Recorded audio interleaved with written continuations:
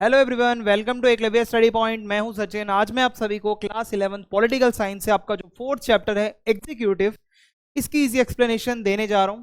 बहुत अच्छे से चैप्टर आपको समझ आ जाएगा और आपको सारे नोट्स प्रोवाइड करवा दिए जाएंगे, वो भी फ्री ऑफ कॉस्ट, जो कि आपको मिलेंगे टेलीग्राम चैनल @class11 ESP पे। जैसे जैसे भाई हम पूरा आपका सिलेबस करवा देंगे, पीडीएफ एक ही बारी में सारी डाल देंगे, ठीक है। आपको मिल जाएगी पीडीएफ वहां पे सारी। और अगर आपको कुछ पूछना है तो आप मुझसे इंस्टा पे मैसेज करके पूछ लें। मेरा यूजर नेम आप सभी के सामने दिया हुआ है। सबसे पहले एग्जीक्यूटिव, जो हमारे चैप्टर का नाम है, आपको पता होना चाहिए कि एग्जीक्यूटिव का मतलब होता क्या है। एग्जीक्यूटिव का मतलब होता है branch of government that implements and enforces laws made by the legislature. देखो भाई, होता क्या है। सबसे पहले आप ये देखो, हमारी जो गवर्नमेंट होती है ना, वो उसके तीन पार्ट होते हैं।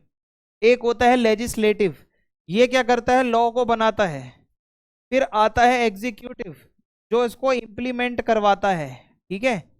और फिर आते हैं जुडिशरी, ये क्या करती है, ये पनिश करती है अगर कोई लॉ वगैरह को फॉलो नहीं कर रहा है तो। ये गवर्नमेंट के तीन ऑर्गन्स होते हैं, ठीक है, तीन पार्ट्स होते हैं। तो हमारा आज का चैप्टर एग्जीक्यूटिव है, इससे अगला चैप्टर लेजिस्लेचर होगा, उससे अगला चैप्टर जुडिशरी होगा। सिंपल है, आपका सिलेबस भी इसी तरीके से दे रखा है। तो अब आप समझो यहाँ पे क्या दे रखा है। तो लॉज जो भी लेजिस्लेचर में बनते हैं, जो कानून, ये उसको इंप्लीमेंट करता है जो एग्जीक्यूटिव अपना होता है। मेन फंक्शन क्या है, डे टू डे एडमिनिस्ट्रेशन चलाना, जो प्रशासन का काम होता है, सरकारी कामकाज वो करना, और इंश्योर करना कि कानूनों को फॉलो किया जा रहा है या नहीं।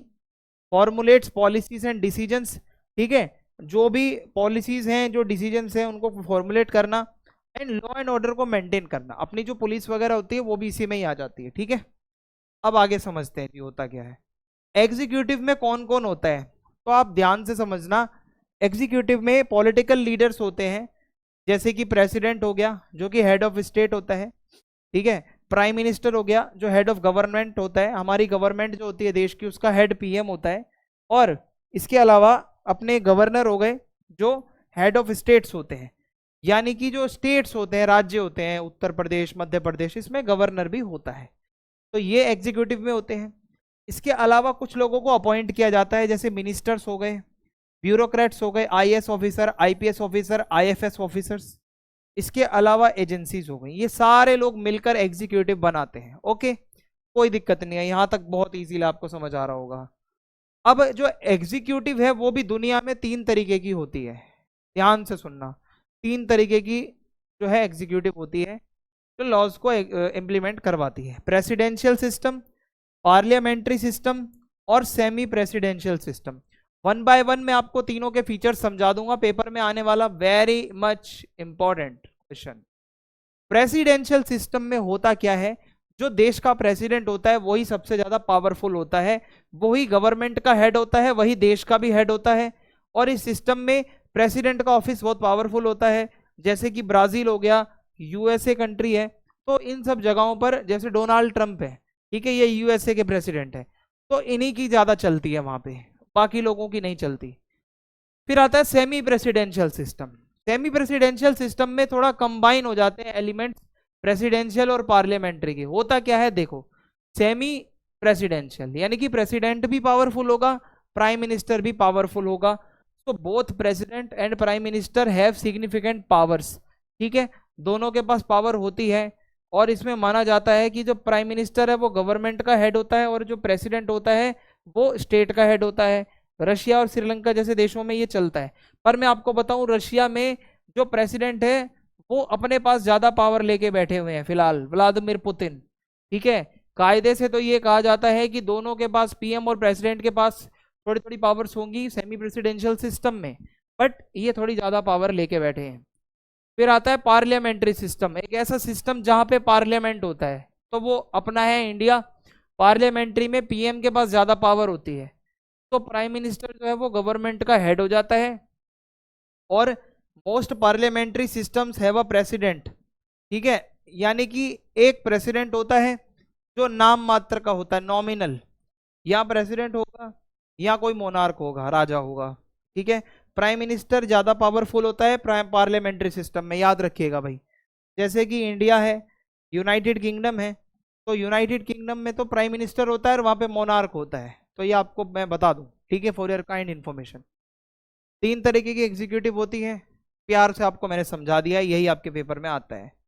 अब देखो, पार्लियामेंट्री एग्जीक्यूटिव इन इंडिया, तो हमारा जो कॉन्स्टिट्यूशन है उसको बनाने वाले लोग चाहते थे कि एक गवर्नमेंट ऐसी हो जो लोगों की गवर्नमेंट हो, जो अकाउंटेबल हो, जो सेंसिटिव हो, जो लोगों की नीड्स को समझे, जो रिस्पॉन्सिबल हो, जो लोगों को हर चीज का जवाब दे कि भाई हमने ये काम किया है तो ये काम ऐसे ऐसे हुआ है।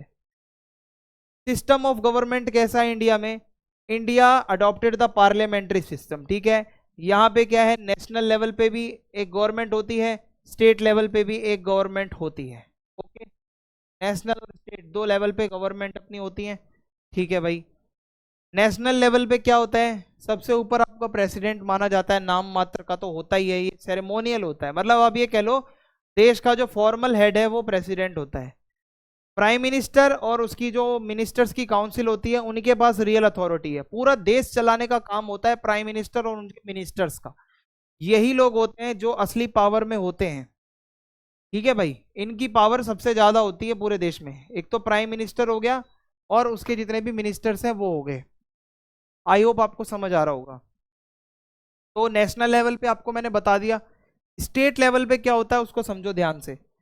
स्टेट लेवल पे गवर्नर होता है और सीएम और काउंसिल ऑफ मिनिस्टर्स होता है। देखो भाई, नेशनल लेवल पे प्रेसिडेंट था और पीएम और उसके मिनिस्टर्स थे, तो स्टेट लेवल पे गवर्नर है, ये समझ लो प्रेसिडेंट जैसा ही काम करता है यहाँ पे, और सीएम और उसके मिनिस्टर्स होते हैं, जैसे यूपी के सीएम योगी आदित्यनाथ जी है ना, तो उसी से मिलता जुलता ये हो गया। फुल सिस्टम ऐसा चलता है इंडिया में। अब मैं आपको इंडिया में जो प्रेसिडेंशियल सिस्टम, सॉरी यहाँ पे तो नहीं आ पाया, पर जो यहाँ पे प्रेसिडेंट है उनके पास कुछ पावर्स होती हैं जो बहुत अच्छी खासी सिग्निफिकेंस रखती हैं। करंट में हमारी प्रेसिडेंट है द्रौपदी मुर्मू जी, जो कि आपके सामने आप फोटो में भी देख सकते हो। तो आइए देखते हैं इनके पास क्या पावर है। सबसे पहले मैं आपको बताऊं, जो देश का प्राइम मिनिस्टर होता है उसको अपॉइंट करने का काम प्रेसिडेंट का ही होता है, यानी कि इलेक्शन तो वो लड़के आता है पर उसको अपॉइंटमेंट देना प्रेसिडेंट का काम होता है। और जो इंडिया का चीफ जस्टिस होता है, ठीक है, और जो जजेस होते हैं सुप्रीम कोर्ट के और हाई कोर्ट के, उनको भी अपॉइंट करने का काम प्रेसिडेंट का ही होता है, ये मैं आपको बता दूं। तो ये छोटे काम थोड़ी है भाई, बहुत बड़े काम है। डिसोल्यूशन ऑफ लोकसभा, तो प्रेसिडेंट के पास ये पावर है कि वो लोकसभा को 5 साल पूरे होने से पहले ही डिसॉल्व कर सकती है। लोकसभा क्या है, पार्लियामेंट का एक पार्ट है, और वहां पे 5 साल के लिए सभी लीडर्स आते हैं। प्रेसिडेंट का मन करे तो 5 साल से पहले ही वो उसको डिसॉल्व कर सकती है।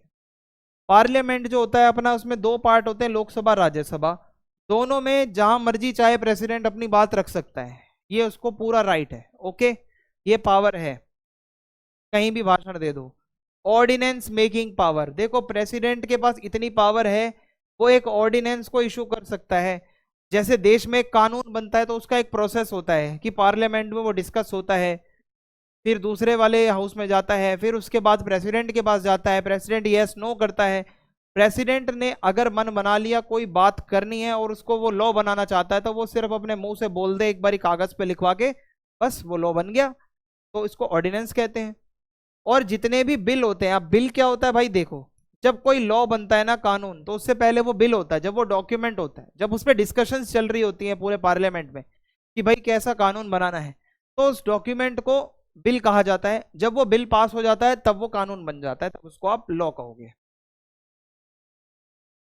प्रेसिडेंट के पास कुछ इमरजेंसी पावर भी होती हैं, जैसे नेशनल इमरजेंसी के टाइम पे अगर इंडिया को कोई खतरा है ना, कोई खतरा है, कोई वॉर का खतरा है, कोई बाहर से कोई अटैक कर देगा इसका खतरा है, कोई रिबेलियन कर ले भाई देश के अंदर अंदर कोई हथियार उठा के, है ना, तो ये सारी कंडीशंस में होता क्या है, इमरजेंसी लगाई जा सकती है नेशनल लेवल पे। और स्टेट इमरजेंसीज भी हो सकती है, अगर कहीं पे कॉन्स्टिट्यूशन के अकॉर्डिंग कोई स्टेट नहीं चल पा रहा है, प्रेसिडेंट को ऐसा लगता है, तो वहां प्रेसिडेंशियल रूल आ सकता है। प्रेसिडेंट अपने हाथ में सब ले लेंगे, इसको कहा जाता है स्टेट इमरजेंसी। ठीक है, आई होप आपको समझ में आया होगा, इसको कहते हैं हम स्टेट इमरजेंसी। तो ये इमरजेंसी पावर भी प्रेसिडेंट की होती है। अब मैं आपको बताऊंगा power and position of prime minister और उनकी जो काउंसिल होती है मिनिस्टर्स की। तो भाई प्रेसिडेंट की पावर आपने समझ ली, अब आप प्राइम मिनिस्टर को भी तो देखिए कि इनके पास कितनी पावर है। सबसे पहले तो गवर्नमेंट के हेड यही होते हैं, जो पूरी गवर्नमेंट का मुखिया है वो पीएम होता है। कैबिनेट लीडर भी यही होते हैं, प्राइम मिनिस्टर ही पूरी कैबिनेट बनाते हैं, कैबिनेट मीटिंग्स करते हैं। यानी कि कैबिनेट का मतलब होता है मिनिस्टर्स का ग्रुप। जैसे ये ग्रुप ऑफ मिनिस्टर्स हैं तो इनको हेड करने का काम किसका है? प्राइम मिनिस्टर का। वही सारी मीटिंग्स को हेड करते हैं। फॉरेन अफेयर्स, बाहर के किस देश के साथ दोस्ती रखनी है, किसके साथ दुश्मनी रखनी है, ये सारा काम पीएम करते हैं। इंडिया को रिप्रेजेंट करते हैं इंटरनेशनल मैटर्स पे, और डिप्लोमेटिक रिलेशंस बनाते हैं दूसरे कंट्रीज के साथ कि किसको दोस्त बनाना है। ट्रीटीज होती हैं, एग्रीमेंट होते हैं, उस पर साइन करते हैं। यूएनओ और जो जितनी भी सबमिट्स होती हैं बाहर, इंटरनेशनल जो मीटिंग्स होती हैं वहां पे साइन करते हैं, जाके इंडिया को रिप्रेजेंट करते हैं। आई होप आपको समझ आ रहा होगा। प्राइम मिनिस्टर के पास भी कुछ इमरजेंसी पावर है। अगर इमरजेंसी लगा दी जाती है तो prime minister can advise the president to declare a state of emergency और president's rule in a state where the constitutional machinery has broken down. मान लो एक स्टेट है वेस्ट बंगाल, अगर वहां पे कॉन्स्टिट्यूशन के अकॉर्डिंग कुछ नहीं चल पा रहा है, ठीक है, तो प्राइम मिनिस्टर एडवाइज कर सकता है प्रेसिडेंट को कि भाई वहां पे आप प्रेसिडेंट रूल लगा दो, वहां पे सब सही नहीं चल रहा है। प्राइम मिनिस्टर जो होता है वो लोकसभा का भी मेंबर होता है, और जो भी लॉ बनना है उसके लिए जो बिल लाते हैं तो उसके ऊपर प्राइम मिनिस्टर भी अपनी बातें रख सकता है लोकसभा में, ठीक है। इसके अलावा प्राइम मिनिस्टर कोऑर्डिनेटर भी होता है। इसकी मेन रिस्पॉन्सिबिलिटी होती है अलग अलग मिनिस्ट्रीज जो होती हैं, अलग अलग डिपार्टमेंट्स होते हैं, defence ministry, for external affairs ministry, finance ministry, इन सभी को कोऑर्डिनेट करना और सभी मिनिस्ट्रीज मिलजुल कर काम करें यूनिटी के साथ, ये इसका काम होता है। और जो भी पॉलिसी है उसको अच्छे से इंप्लीमेंट करवाना पूरे देश में, अक्रॉस द कंट्री। जब कोई क्राइसिस का टाइम आता है, जैसे कोविड-19 वगैरह आया था, या कोई बहुत बड़ी दिक्कत आ जाए, तो सारा देश प्राइम मिनिस्टर की तरफ देखता है कि प्राइम मिनिस्टर ही कुछ सॉल्यूशन निकालेंगे, कोई डिसीजन लेंगे। इसके अलावा प्रेसिडेंट के सबसे बड़े एडवाइजर प्राइम मिनिस्टर ही होते हैं अलग अलग मैटर्स के ऊपर, जैसे कि जजेस को अपॉइंट करना है या किसी को माफ करना है। देखो, पार्डन का मतलब होता है माफ करना। अगर किसी ने कोई क्राइम किया है, प्रेसिडेंट चाहे तो उसकी फांसी तक की सजा को माफ कर सकता है, ये प्रेसिडेंट के हाथ में है। ओके, तो ये सब बातें हैं। काउंसिल ऑफ मिनिस्टर का मतलब समझ लो क्या होता है। देखो भाई, प्राइम मिनिस्टर अकेले तो काम नहीं करेंगे, उनके साथ बाकी भी मिनिस्टर्स भी होते हैं। तो इस काउंसिल के हेड होते हैं प्राइम मिनिस्टर, और बाकी के मिनिस्टर होते हैं उनके cabinet ministers, ministers of state, deputy ministers, सारे मेन मेन जो मंत्री होते हैं। तो प्राइम मिनिस्टर क्या करता है, इन सभी को लीड करता है और पॉलिसीज को फॉर्मुलेट करता है पूरे देश के लिए। जितने भी बड़े बड़े डिसीजन लेने हैं, कैसे सरकार काम करेगी, वो सब प्राइम मिनिस्टर के हाथ में होता है। बहुत अच्छी खासी पावर होती है भाई। काउंसिल ऑफ मिनिस्टर कैसे बनी होती है? काउंसिल ऑफ मिनिस्टर में क्या होता है, जब प्राइम मिनिस्टर शपथ लेता है, मान लो कोई बंदा जीता है, और जब वो शपथ लेगा, ओथ लेगा, कसम खाएगा कि हाँ भाई मैं नरेंद्र दामोदर दास मोदी ये क्या कहते हैं, शपथ लेता हूं कि मैं देश की सेवा करूंगा, तो उसी टाइम पे ही ये काउंसिल ऑफ मिनिस्टर्स इनके साथ आती है। और अगर प्राइम मिनिस्टर मर गया या फिर रिजाइन कर दिया, तो ऐसे में क्या होगा, जो इनकी काउंसिल है वो भी बिखर जाएगी। वैकेंसी का मतलब होता है if any one of minister dies, अगर किसी मिनिस्टर की डेथ हो जाती है, रिजाइन हो जाता है या उसको डिसमिस कर दिया जाता है, तो ओनली अ मिनिस्ट्रियल वैकेंसी ऑक्योर्स, यानी कि फिर एक ही मिनिस्टर के लिए वो वैकेंसी आती है, पूरी काउंसिल नहीं रद्द हो जाती। पर प्राइम मिनिस्टर चला गया तो सब रद्द हो जाएगा भाई।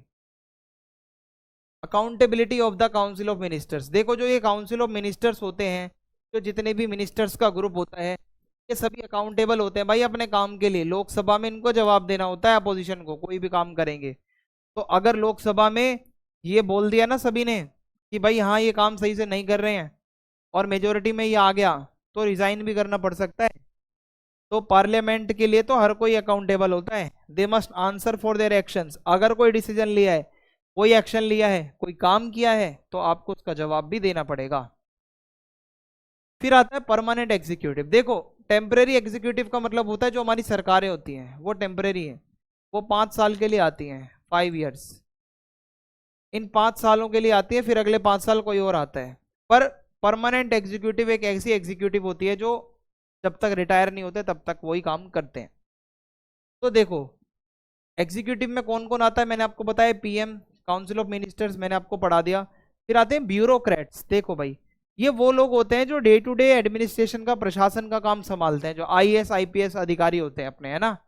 तो इसके लिए आपको यूपीएससी का मतलब पता होना चाहिए। आपको पता है यूपीएससी का एग्जाम होता है, इंडिया का बहुत टफ एग्जाम है। तो होता क्या है, यूपीएससी क्या है, एक कमीशन है जो कि सिविल सर्वेंट्स को रिक्रूट करती है पूरे इंडिया में से, है ना। तो ये वो एग्जाम कंडक्ट करवाती है, मेरिट बेसिस पे होता है भाई, जो अच्छा होगा, जो स्कोर करेगा वो बनेगा अधिकारी। स्टेट लेवल पे भी सिमिलरली ऐसी कमीशन होती है, ठीक है। जो स्टेट लेवल की पब्लिक सर्विस कमीशन होती है, ये स्टेट लेवल पे, यूपी लेवल पे, है ना। और आपका एमपी लेवल पे हो गया, राजस्थान लेवल पे हो गया। तो ये स्टेट लेवल पे काम करती है। यूपीएससी पूरे इंडिया के लिए अधिकारियों को रिक्रूट करती है। तो होता क्या है, सिविल सर्विसेज अपनी तीन तरीके की है। एक तो आपकी ऑल इंडिया सर्विसेज है, ठीक है। तो इसमें क्या होता है, अगर मैं आपको बताऊं कि All India services common to both union and states, officers can serve at central as well as state level. तो ऑल इंडिया में कहीं भी आपको काम दिया जा सकता है, सेंट्रल लेवल पे भी और स्टेट लेवल पे भी। जैसे आईएएस हो गया, आईपीएस हो गया, इंडियन फॉरेस्ट सर्विस हो गई, ये आ जाएगा। फिर आती है हमारी सेंट्रल सर्विसेज, जो सिर्फ और सिर्फ यूनियन गवर्नमेंट, जो अपनी मेन जैसे मोदी सरकार है, उन्हीं के अंडर काम करेंगे। और इनकी पोस्टिंग होती ही मिनिस्ट्रीज में है और डिपार्टमेंट्स में, जैसे Indian foreign service, Indian revenue service, Indian railway service. ये काम ही सिर्फ सेंट्रल गवर्नमेंट के अंडर करते हैं, ठीक है। फिर आती है स्टेट सर्विसेज, ये क्या है, सिर्फ स्टेट गवर्नमेंट के लिए काम करते हैं। इसके लिए एग्जाम होता है स्टेट पब्लिक सर्विस कमीशन का, जैसे state civil services, state police services, जो स्टेट लेवल पे आप पुलिस वगैरह में जाते हो, तो ये स्टेट लेवल का हो गया। ये सब आपने सुना होगा, आईएएस आईपीएस सब वही है, कुछ नया नहीं है इसमें, ठीक है। तो ये अपना चैप्टर एग्जीक्यूटिव का खत्म होता है, मैंने आपको समझा दिया है। वीडियो पसंद आई है तो आप भाई फीडबैक लिखना, लाइक करना, चैनल सब्सक्राइब करना। जय हिंद, जय भारत।